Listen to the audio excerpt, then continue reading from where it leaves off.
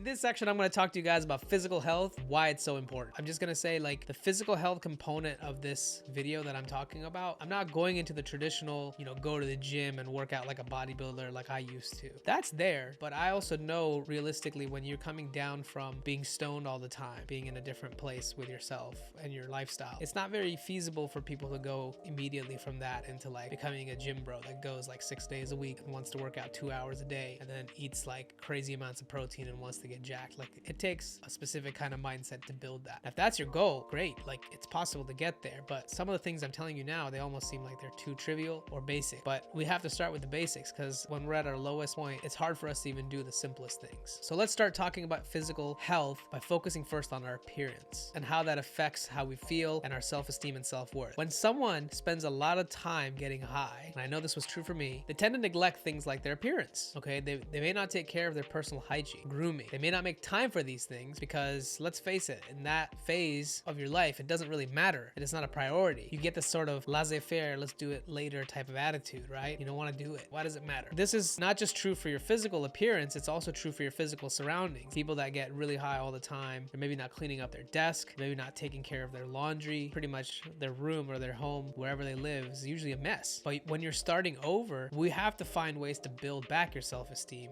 and build back your sense of self-worth. And one of the best ways you can do that is by starting to dress better. And I'm not saying go out and buy like Gucci and designer clothes and can't afford. What I mean is simply start by doing your laundry, putting your clothes away, having clean clothes to wear every day, okay? Maybe finding clothes that actually make you feel good, feel comfortable that you are in those clothes. You have to feel good about what you're wearing. So this is a really important component for feeling happy. When you take care of your physical appearance and how you carry yourself, you feel good about yourself. And this is along the same lines of the type 2 happiness that we were talking about, where you feel happy about who you're becoming. And it's not just pleasure seeking for pleasure seeking's sake, okay? You're actually moving towards who you want to be. And that's someone that's put together, someone that has taken the time to groom themselves, to take care of their appearance, and also really put themselves out in the best way that they can. It's almost like if you set yourself up to start your day the best way you can by doing all these things, you are putting your best foot forward every time you leave your house. All right, and then whatever else happens, maybe it has a less chance of bringing you down. Now, when we're talking about physical health and just having good health in general, it doesn't stop with physical appearance, right? It means you have to go and get regular checkups. That means you have to go to the doctor, get your blood work done. I highly recommend getting your blood work done at least once a year. Going to the dentist, taking care of your dental hygiene. For all of you that have been smoking like crazy, I know it's not the same as cigarette smokes, but smoking in general, no matter what, and coffee and all those things, it affects your dental hygiene. If you're not going to the dentist and you're not taking care of it, you might end up having some kind of issues much sooner in life than you expected. So don't neglect this. Another benefit of working and maintaining your physical health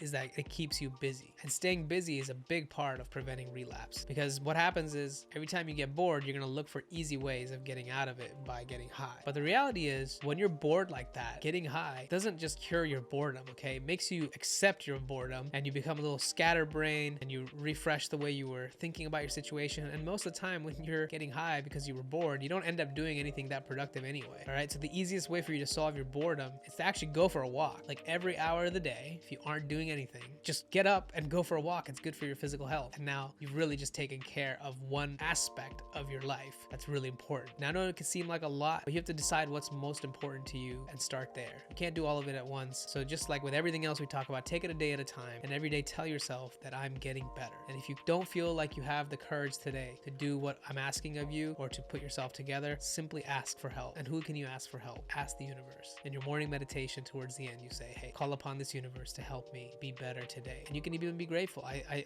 thankful. Thank you, God. Thank you for giving me this day to be better, to be giving me another chance to improve my situation. All those things will give you that power that you need to move forward, because it is hard at times, especially when you stop smoking and that's not your escape anymore. You might find that your natural environment, the way you've been living, the way you've been dressing, the way you've been not taking care of yourself can really bring you down, maybe even more than it really needed to. But because you're in this sort of in-between phase of being high all the time and now like trying to be not high all the time, there's a transition phase that happens and sometimes it's not so pleasant. So I'm just giving you guidance here on all the things that you can be mindful of and take care of while you're in this process.